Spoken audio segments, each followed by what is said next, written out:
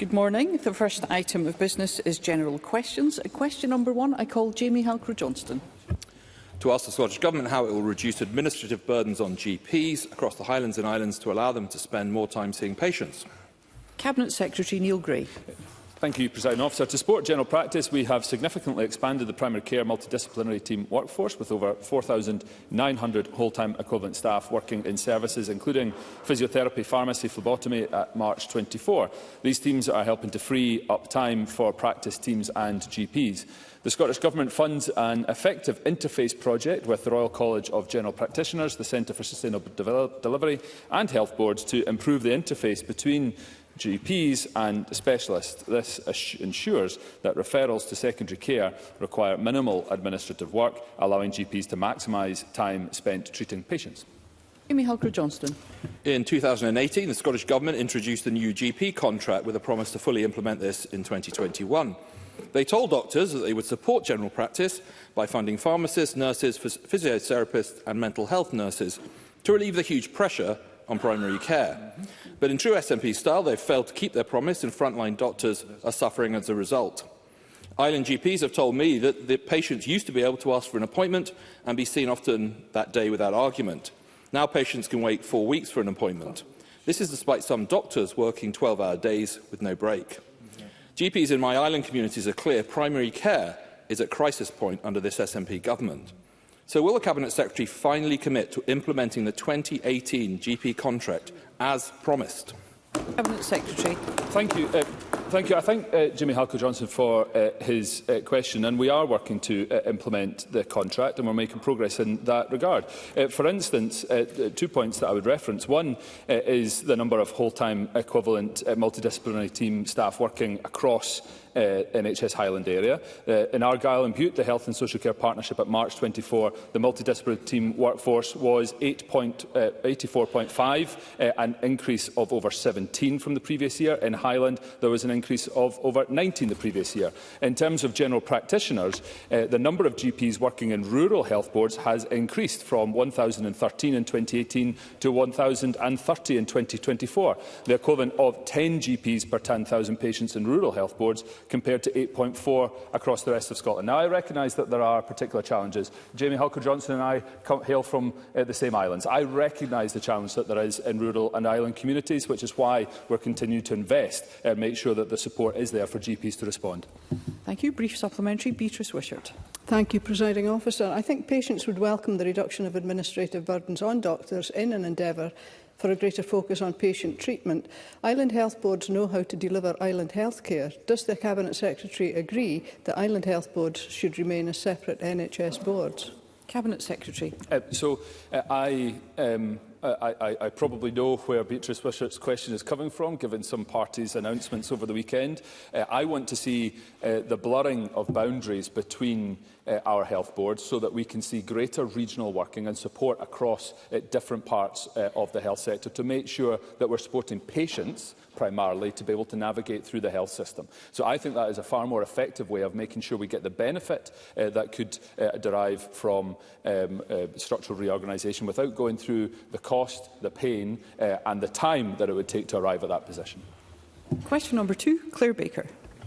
To ask the Scottish Government whether it will provide an update on when it will reach a decision regarding extending the terms of reference for the inquiry into the death of Sheku Bayo. Deputy First Minister.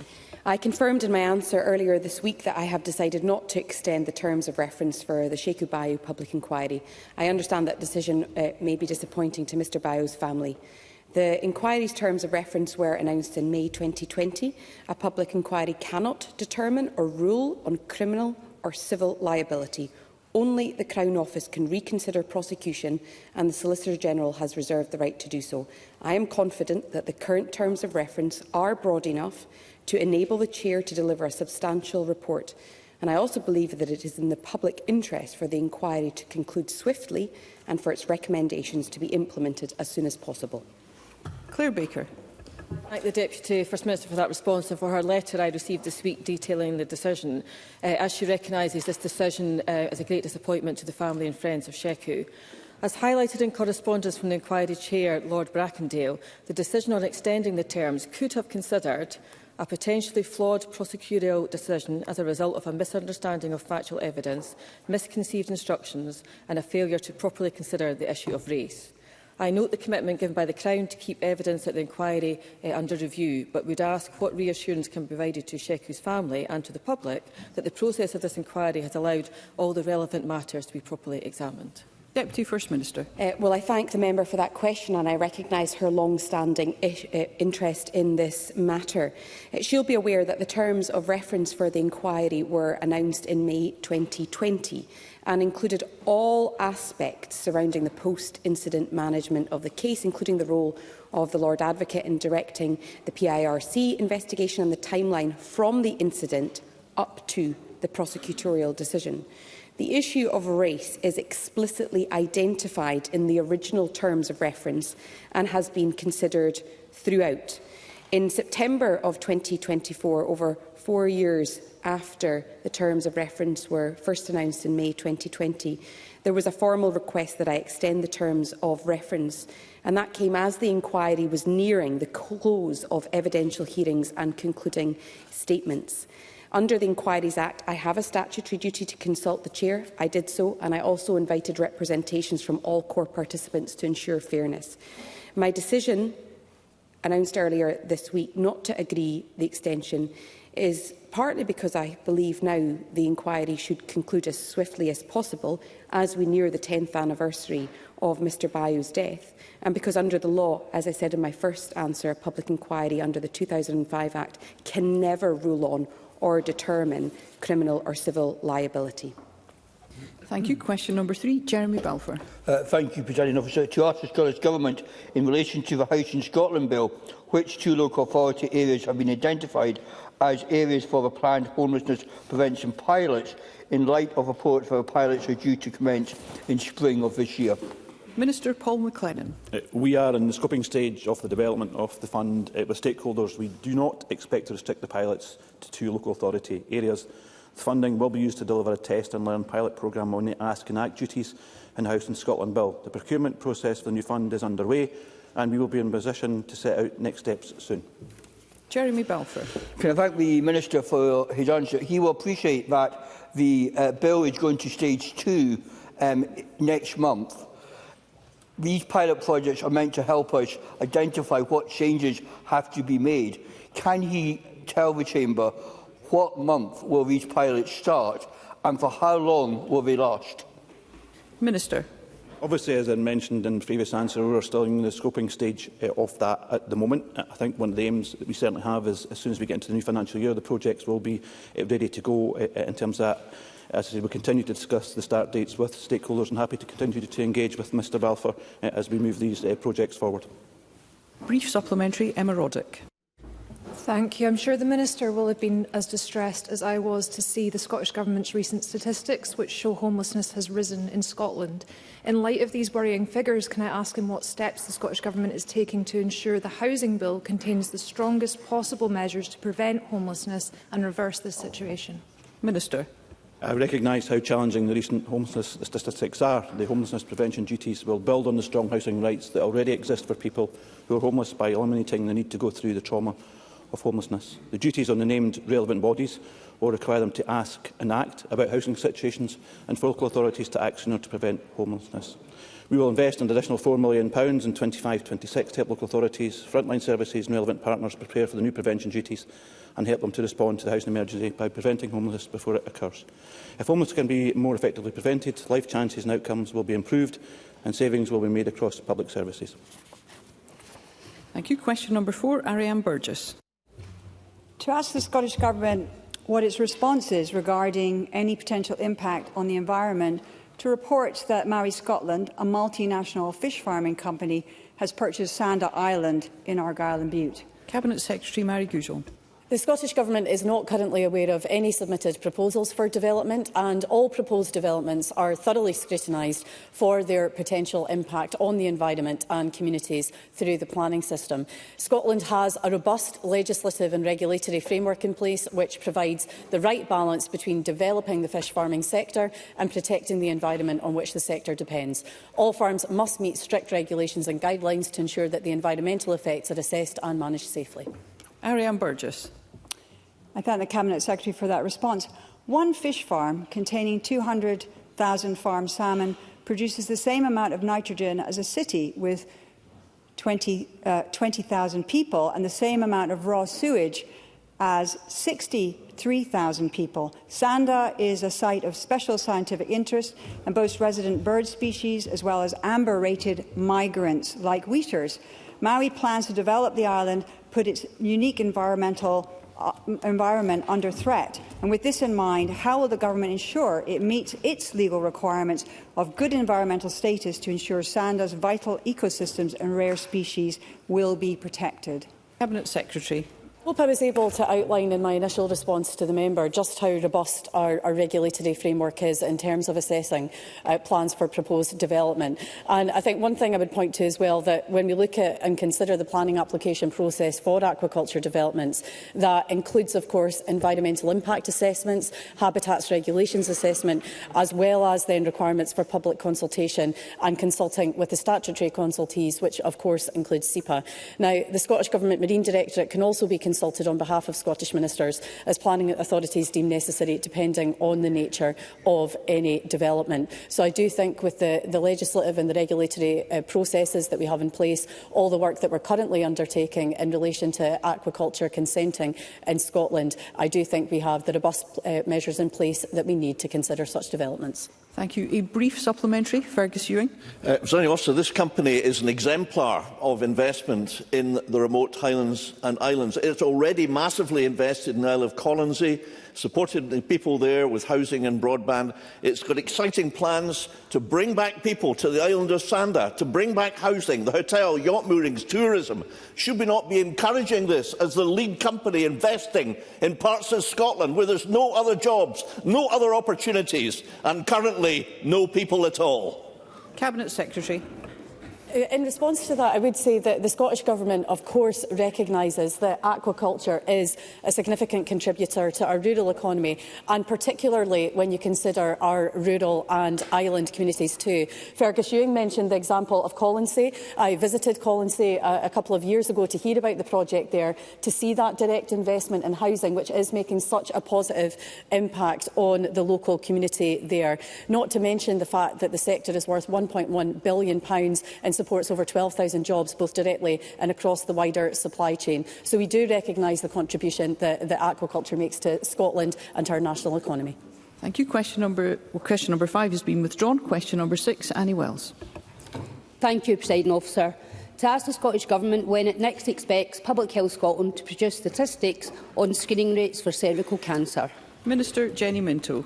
Public Health Scotland expect to publish cervical screening statistics for the years 2022-23 and 2023-24 this summer.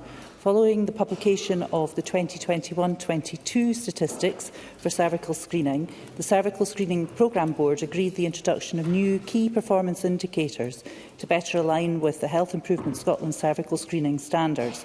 Public Health Scotland have been working with screening organisations to implement this transition. We welcome the new reports and key performance indicators, as these will better support our efforts to increase the uptake and reach of the cervical screening programme. Annie Wells. I thank the Minister for that answer. The Scottish Government set the 62-day standard to ensure that 95% of patients urgently referred with suspected cancer begin their treatment within 62 days. However, according to Public Health Scotland, as of December 2024, only 72.1% of cancer patients, including those with suspected cervical cancer, started treatment within this timeframe. So can the Minister outline the urgent measures being taken to ensure that 95% of patients with suspected cervical cancer can begin life-saving treatment within the 62-day target? Minister. I thank Annie Wells for her question and would like to re-emphasise the investment that the Scottish Government is putting in to reduce waiting times and improve diagnosis. We have been speaking directly with the two centres, the laboratories that check for diagnosis, and I'm very much looking forward to meeting with Annie Wells and the other opposition spokespeople for women's health alongside Professor Anna Glazier at the end of April, where we can discuss this further.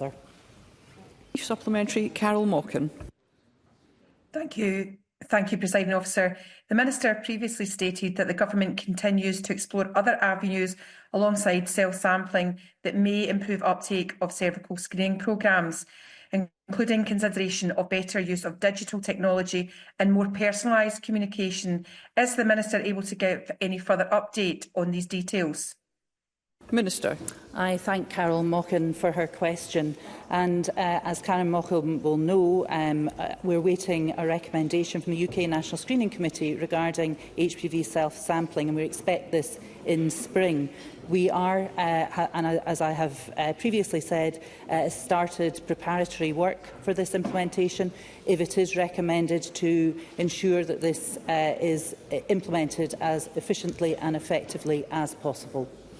Question number 7, Bob Doris.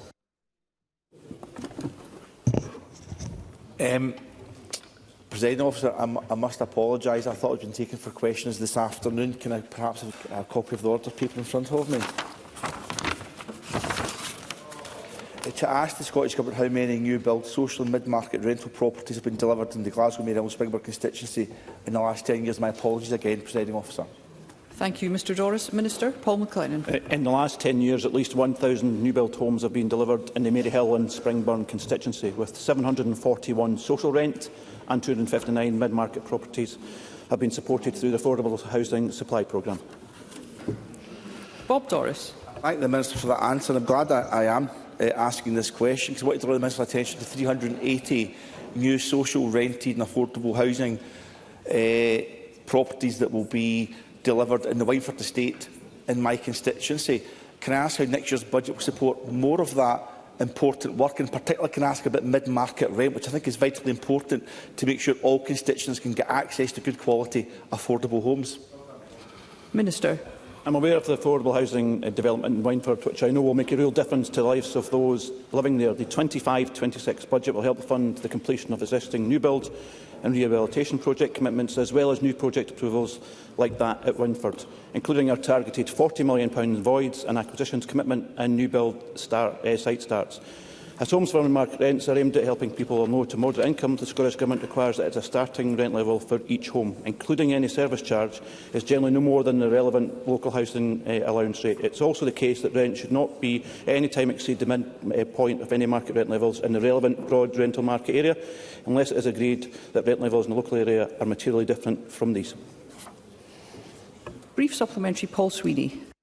Thank you, Presiding Officer. Another area of concern in the constituency is the level of empty homes on the long term. And particularly a concern is a tenement block at 272 Saracen Street, which has been empty for over 20 years.